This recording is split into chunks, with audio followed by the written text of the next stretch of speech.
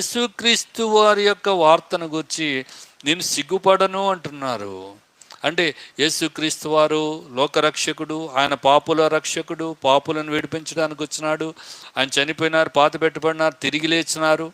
అలాంటి పాపుల్లో నేను ప్రధానుడును, నేను పాపిని అని చెప్పుకోవటానికి, నేను ఈ సువార్తను చెప్పడానికి నేను సిగ్గుపడను అంటున్నాడు. ఎందుకంటే నమ్మే ప్రతివానికి, మొదట యూదునికి, గ్రీసు దేశస్థునికి కూడా రక్షణ కలుగజేయటానికి యేసుక్రీస్తు వారి యొక్క వార్త దేవుని శక్తి అయి ఉన్నదని దేవుని వాక్యం రాయబడింది.